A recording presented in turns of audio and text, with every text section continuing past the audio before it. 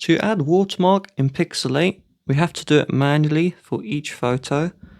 So select the photo in Google Photos and then tap the edit button here.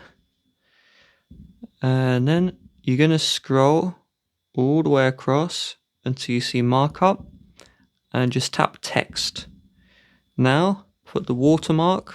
So I'll just put my channel name and you can change the color. I'll just use white and then we'll tap done. Now you can use one finger to move it and then 2 fingers to resize the watermark. So I'm going to zoom in the image and I'm just going to enlarge this.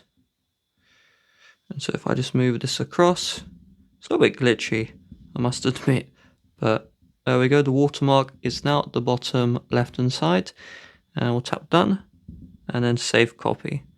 So if you are trying to share this on social media, make sure you share the one with the watermark as it will create a duplicate.